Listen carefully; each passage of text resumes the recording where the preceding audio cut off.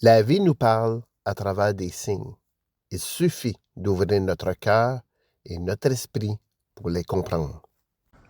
Ben, bon matin tout le monde, c'est à ma dernière journée de tournage de mon émission qui va jouer à ma TV Outaouais, à la rencontre de l'auteur. Donc avant d'entrer dans le studio, premièrement, je veux vous dire un gros merci pour tous ceux qui ont répondu à ma vidéo d'hier. Ça a fait chaud au cœur de voir que ça a créé beaucoup de réactions, de publications quand j'ai parlé de ma dépression et du deuil.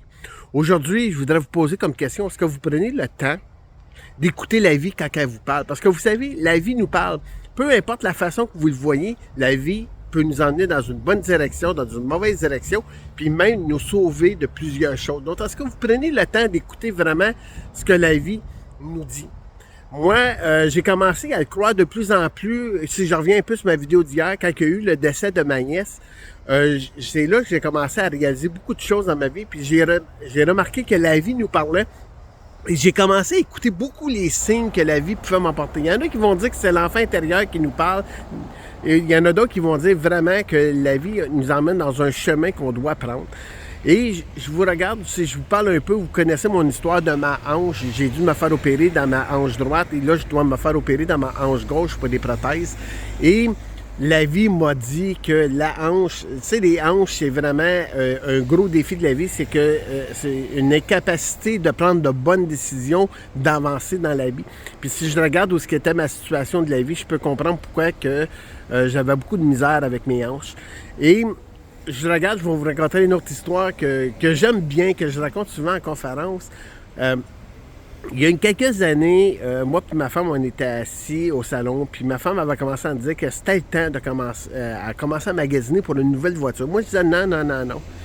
Puis cette semaine-là, mais ça a été drôle parce que cette semaine-là m'est arrivé 3 mauvaises aventures. Premièrement, ma tank à gaz, donc ma canisse à gaz de l'auto, est tombée. Ça m'a coûté 800 $ pour la faire réparer. Une couple de jours après, mais ça a été mon muffler, mon silencieux qui a tombé, qui m'a coûté 900 $. Puis ma femme me disait tout le temps, hey, non, c'est le temps de regarder une nouvelle voiture. Je dis, non, non, c'est pas le temps de regarder pour une nouvelle voiture. On n'est pas rendu là. Et puis, un dimanche matin, je reçois un appel.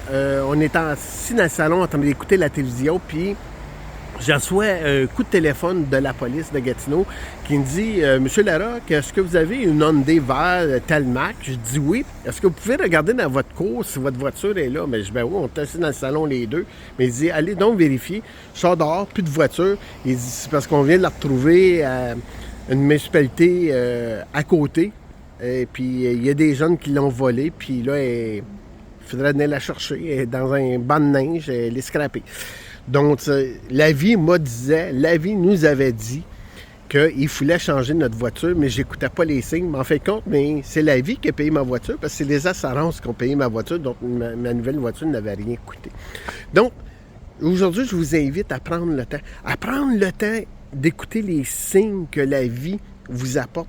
Une autre petite anecdote, on va finir cette vidéo-là.